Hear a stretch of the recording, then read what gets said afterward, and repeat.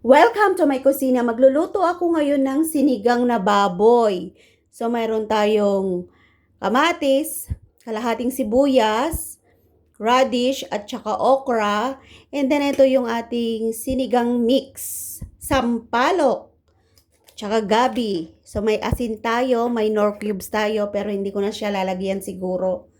Tapos, itong bawang, if pa-fry ko siya, ilalagay ko as toppings. So, start na nating hiwain to. Hugasan muna natin lahat. Hugasan ko to.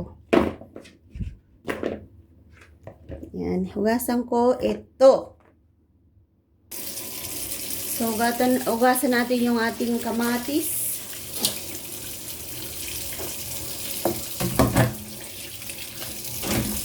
Yung ating okra.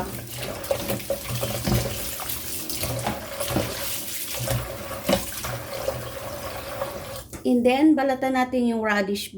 Medyo panat na yung radish ko .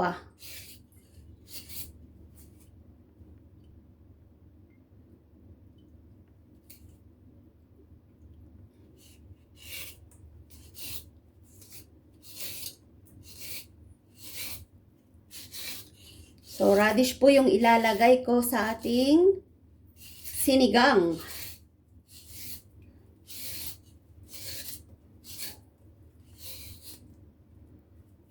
Medyo panat na siya.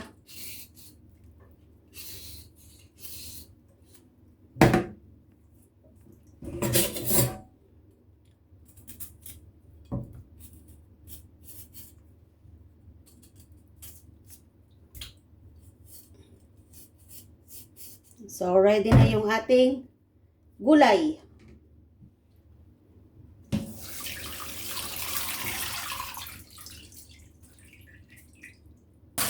So, sunod naman natin yung ating karne.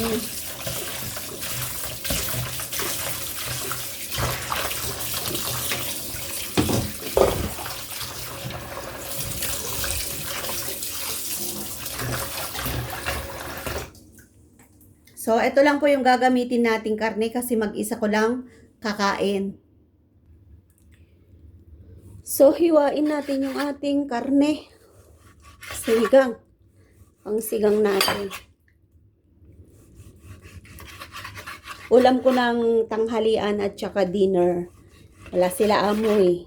So, ito po yung uulamin natin.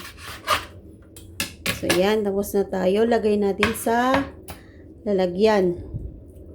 So, pag nahiwa po natin ganyan, lalagyan natin ng asin. Nilalagyan ako, naglalagay ako ng asin. Ito yung pinang-marinate ko sa karne.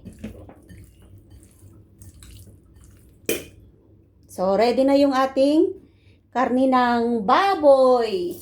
Susunod naman natin yung ating gulay. So, ito po yung radish natin. Hiwain ko siya ng ganito kalalaki. Tapos, hiwain ko siya ng yan. Ganyan yung gusto kong hati ng gulay. So, itatabi muna natin. Nalagay natin sa plato.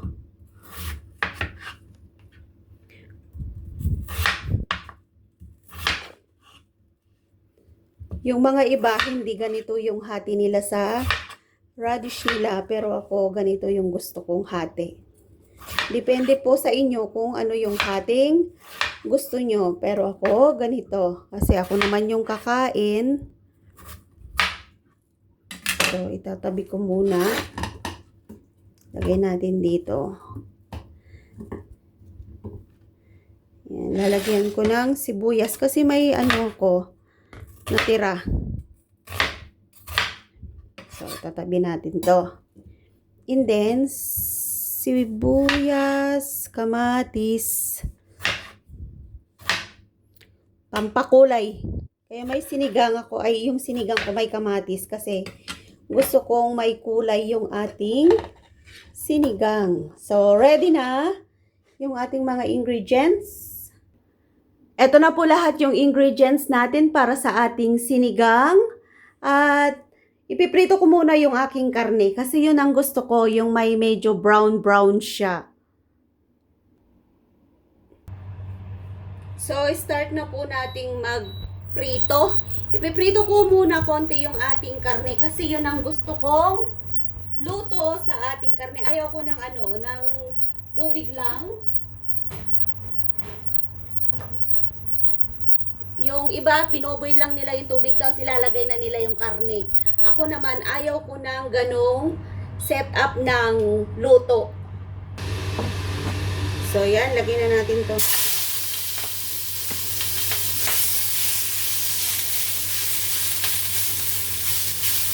So, ganito po ako magsigang.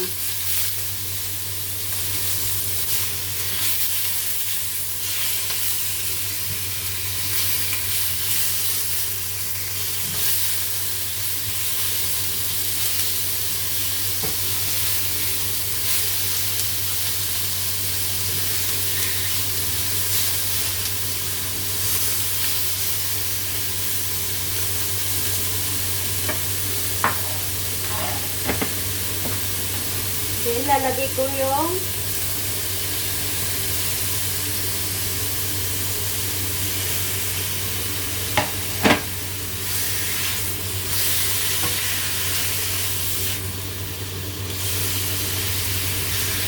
ang bango.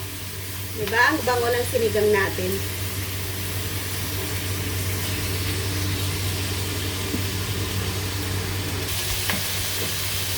This is the way I cook my sinigang. Yan, sarap.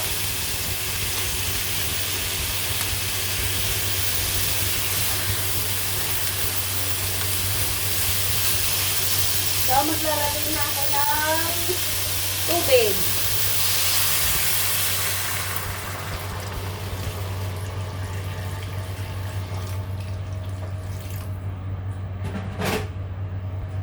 So, ito na po yung sinigang natin. Pakuluan lang natin ng mga kalahating oras. So, tatakpan muna natin to. So, kung lumambot na po yung ating karne, ilalagay na natin yung ating radish. And then, last, yung ating okra. At saka, yung ating sinigang mix. Diba? Ang sarap. Yan, hintayin natin kasi mamaya kakain tayo, hihigop tayo ng marami. So, after 20 minutes, bisitahin natin. Charan! Wow, ang sarap ng sabaw niya. So, tignan nyo naman yung sabaw niya. Nagkulay red na siya kasi meron siyang kamatis. Oh, ang sarap, diba? Sarap ng ating sinigang. So, takpan muna natin.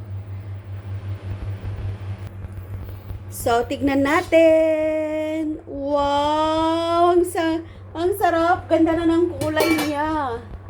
Diba? Sarap na. So, ilalagay na natin yung ating radish.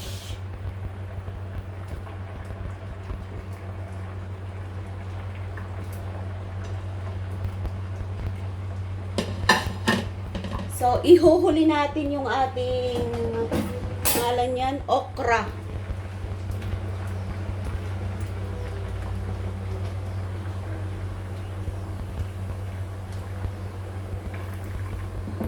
So, lutuin lang natin konti yung radish natin. Din lalagay natin tong ating sinigang. Ang sarap ng ating sinigang gabi. Sarap. So, takpan ko muna to para madaling maluto yung ating radish.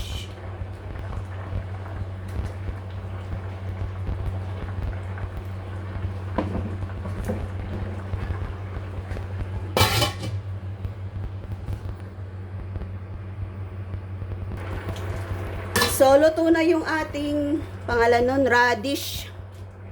Lalagay ko na yung aking sinigang mix. Yan o, sinigang mix. Sinigang mix.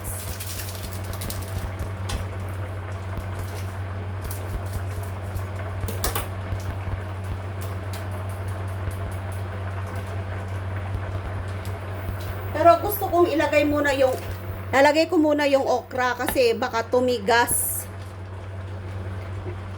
Pag nilagyan ko ng asin, baka manigas na yung okra ko. So, kailangan ko siyang iluto muna para hindi siya tumigas mamaya.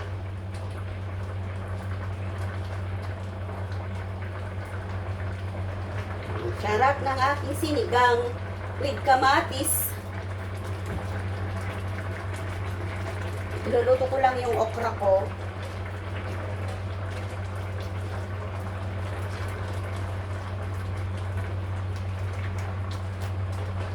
Gusto ko kasi sa sinigang may okra. Hindi, yan lang ang available sa bahay namin. Binili niya amo yung okra pero hindi naman niya kinain. So, iluluto ko dito sa aking sinigang.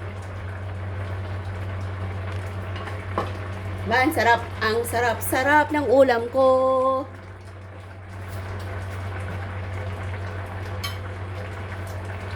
So, ito na yung sinigang mix natin. Luto na siguro to.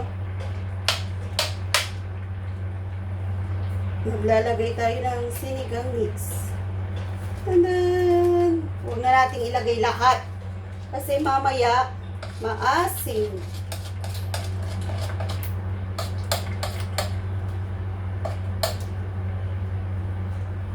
So, ang sarap ng ating sinigang.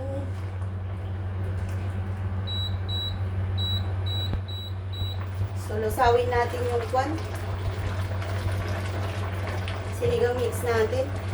Uy, ang sarap! Sarap ng ating sinigang. Haluin natin. Para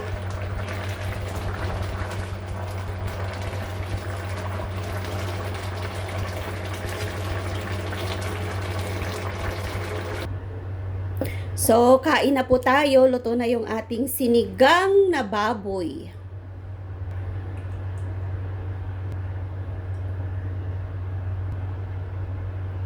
So, yan. Sarap. Siyempre, ang masarap dito ay yung kanyang sabaw. So, thank you for watching po sa inyong lahat. Sana po ay nasundan nyo at nasarapan kayo sa luto ko dito sa sinigang na baboy sa Hong Kong. Ayan. Sarap. Kain tayo ng marami. So, kainin natin lahat ito.